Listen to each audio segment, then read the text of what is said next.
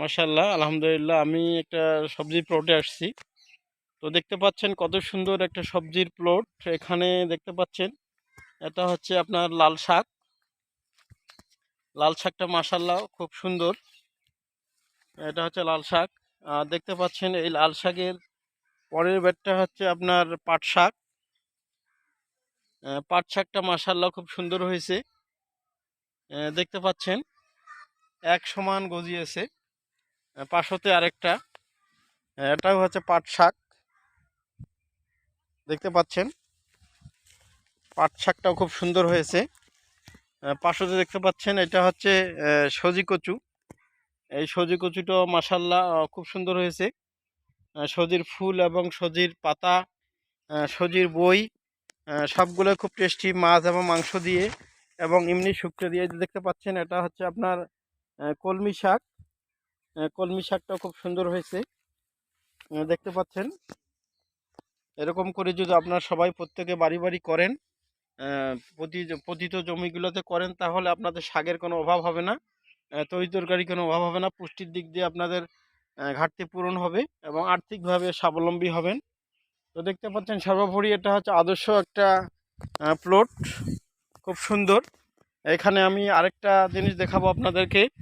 তো এখানে দেখতে পাচ্ছেন যে এই যে আপনার কলমি শাক কিন্তু খুব হাই প্রোটিন একটা সবজি। Calcium, iron, zinc, protein, vitamin এটা খাওয়ার রুচি বাড়ায়, বার্ধক্যজনিত রোধ করে এবং ত্বকের বলিরেখা দূর করে। লাল শাকটা রক্ত স্বল্পতা দূর করে এবং রক্তের যে চাহিদা পূরণ করে, পুষ্টি ঘাটতি পূরণ করে এবং শরীরের কোষ্ঠকাঠিন্য দূর করে এবং পরিপাকতন্ত্র ঠিক রাখে। তো এখানে দেখতে পাচ্ছেন আপনার যে পাট শাকটা আপনার জ্বর, জেরি, কফ, কাশ, সর্দি, কাশি এগুলো হয়ে গেলে পাট শাক খেলেই কিন্তু সেইগুলো সেরে যাবে। মুখরোচক, এবং একজন যদি পাট শাক দিয়ে ভাত খায় তাহলে তার রুচি বাড়বে এবং কোষ্ঠকাঠিন্য দূর হবে এবং আপনার পুষ্টি পরিপুষ্ট মনে হবে, সব সাইড দিয়ে উপকার হবে এই যে পাট শাক। এই জন্য পাট শাক খেলে রুচি বৃদ্ধি করে এবং যত যেখানে দেখবেন আমরা তিতা খাবেন, তিতা খেলে শরীর মানবদেহের জন্য খুবই উপকার।